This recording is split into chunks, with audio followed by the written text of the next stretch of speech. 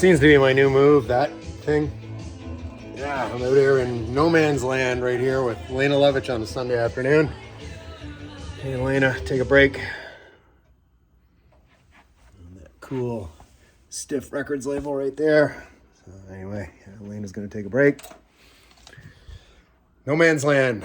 Yes, yeah. No men, just women. All right.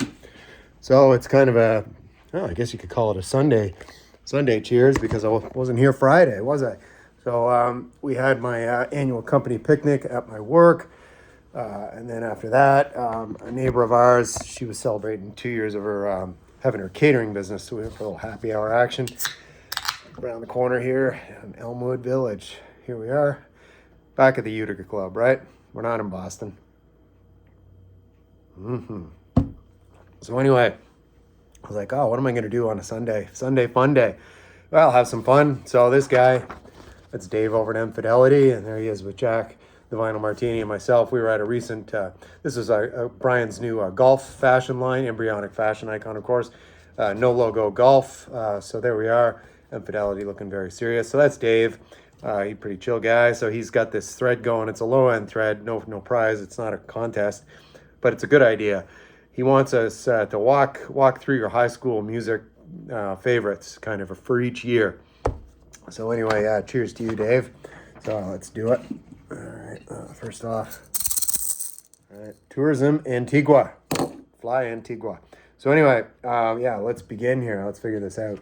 So the first one here, a little bit of backstory. So it's Killing Joke, self-titled debut, 1980, the release on this one. Ordered this special order from my local Sam the Record Man in Brockville. I grew up in a small town, about 20,000 people. You're about an hour and 20 minutes southwest of Ottawa, and you're about 3 hours due west of Toronto. And it's right in the Thousand Islands area, in the St. Lawrence River, Thousand Islands area. So look it up if you're into that kind of thing. Beautiful area. I know a couple of you, like Randall Nelson. He was there on vacation one time, just and sent me a postcard. So anyway, people do know Brockville, and it's not just because I'm from there. And Twanger's Turntable, he was there. He did it cool. It was almost like he was on the board of tourism. So anyway, backstory on the Killing Joke. This is it is my oldest friend. This is when we were about 3 or 4 years old.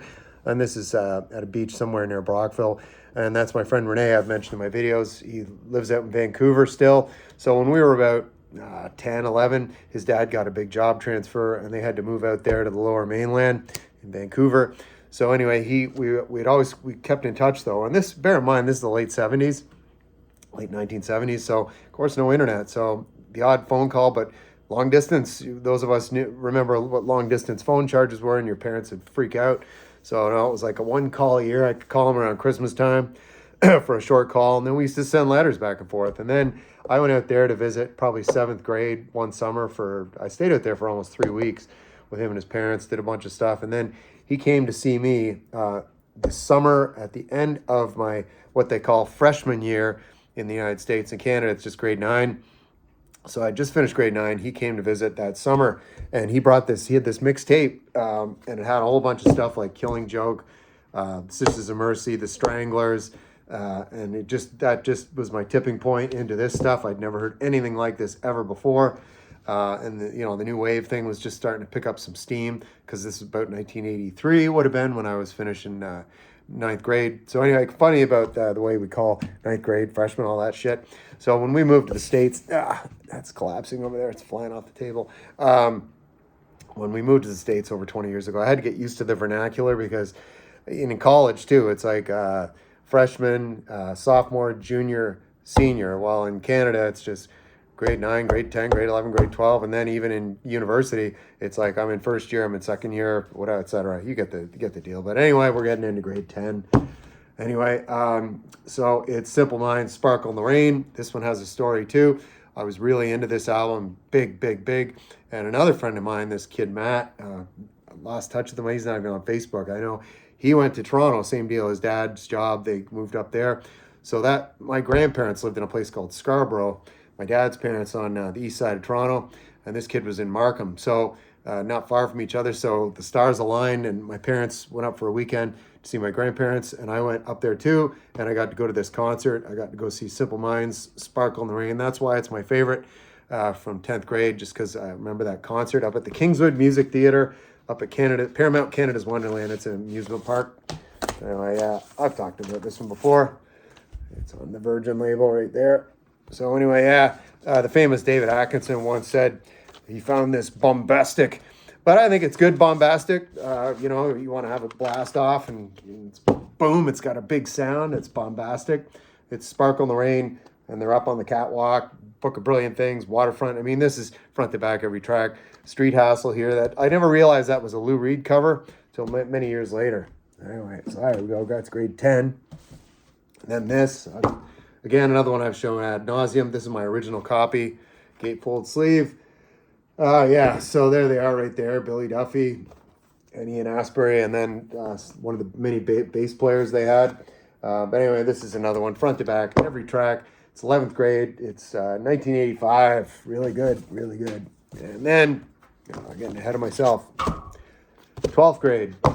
This is going to throw a few of you off. You're going, what the hell? Mike doesn't even like prog rock. Well, I actually really, really like early Genesis. And this kid, he was a transfer from the other high school, came in and when we were in grade 12. And this kid, Andrew, and he was really into Genesis and early Genesis, like not at the time like that Mama shit. I mean, that's okay, later on Genesis, but this stuff he introduced me to. And I just love this album from the first time I heard it. And believe me, as I've said, I'm not a big progressive rock guy, but to those who like it, more power to you. But this is my jam. I really like it. I like the first 4 or 5 Genesis albums and onward. I mean, intermittently until the end, once in a while. But, this first 10, 12 years is really, really fantastic. So anyway, Dance with the Moonlit Night. I know what I like in your wardrobe, and I know what I like in my record collection, and it's right there. Yes. Selling England by the pound. All right. Then, so that was grade 12. They have this thing in Ontario they no longer do. It was called grade 13. Yeah, because 4 years wasn't enough. You can give you 5. Well, the 5 was only if you were going to go on to university. So it was like a university preparatory year. So the courses were a little more advanced. So it's funny because when I went to university up in Ottawa, the next year after this, there was a couple of kids from out of province who were coming in after grade 12. And they found the material brand new, but I was taking this 100 economics class, and it was stuff that you'd already had before. Same with sociology. I remember taking that. But anyway, grade 13. So another year up, rock and roll high school as it goes. So anyway, in the spring of that year, this guy, I forget his name, Rick and his girlfriend organized this bus trip. Here's our luxurious hotel room at the Reef in Daytona Beach, Florida. So this was the spring of 1987, like spring break, right? There's in front of the hotel. So every day in front of the hotel is basically just mayhem. There'd be a different sponsor one day, a beer company. They had a cigarette company there one day. Marlboro was there, and they had little 10 packs of cigarettes instead of the usual large packs. Or maybe they were just little 5 packs, and they were just whipping them out to the crowd. Like, here, start smoking, do it. So anyway, there's a dance party every day. They had a bikini contest, belly flop contest for everything. Final community contest. There's more dancing right there. And there's from our balcony. More luxury right there. What a dump. Anyway, it was a good time. Oh yeah, here's a shot going back. That would have been my 17th birthday there, rocking the Ray-Bans. And friends had a party for me, and they even had a cake. So I was going through the photos last night. Anyway, it takes me back. And then this is the senior class, if you will. And this is for they used to do, they do it here too, a senior formal, right? Where you have a fancy dance and you wear a tuxedo and do all that stuff. And then you have a big party after. This girl, Lori, she lived in the country because there was a lot of countryside around Brockville, and she had a barn party. So you had to go out there, and the parents took everybody's keys just for the liability. But fuck, if you try to do that now, that people would be suing you. Are giving alcohol to minors or whatever. Just the way people are so helicopter parents today. My parents were just like, yeah, we'll see you tomorrow, so yeah. And I crawled back in the next day. So anyway, good times. And then I just thought I'm going to extend this because it's not a contest. I can make it up as I go along. Let's go to university for that first year at Carleton U in Ottawa. So anyway, I lived in the dorm my first year, and then after that I moved off campus with some other off-campus roommates. But the first year I wanted to experience the dorm, and it was like Animal House. So basically, in the end of the second semester, everybody was kind of done exams, I remember, and it was a Friday, and it was really kind of nice weather because it's the end of April. and you go home for the summer, right, to do whatever. And so there was a big party that night, I remember, over in the Res Commons. But then there was a floor below me. So I was in this building called Russell House, and then I was on the third floor.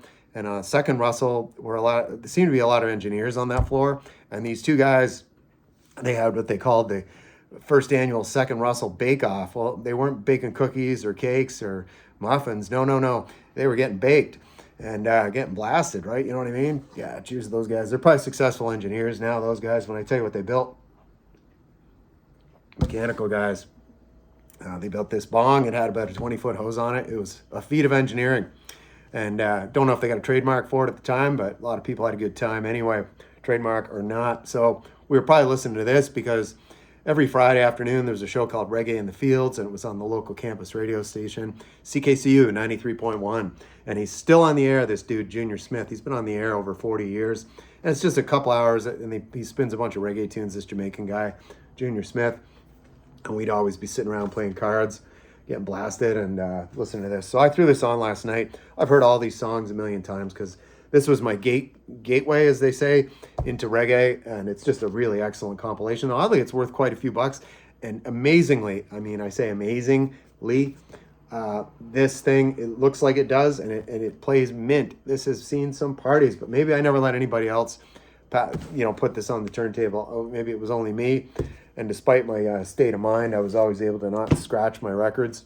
Exodus is the track that's on this, one of my favorite Bob Marley albums, and this is from my CD library. So when I bought all my Bob Marley stuff, like into the late 80s, early 90s, I was switching over to CD. So most of my Bob Marley stuff is all, sorry about the glare there, is on compact disc. Anyway, from Bono and the guys, he's pre-indoor sunglasses here. That's going to do it. I don't know where my lo-fi slide went. Hold on. Oh, Dave, you're over here. Slid off the table with Lena Lovitch there into the no man's land. So anyway, there's Dave right there. So I'll leave a link. Dave's video is really good about his high school years. Pretty cool stuff. And so anyway, yeah. So Dave, MFidelity, awesome.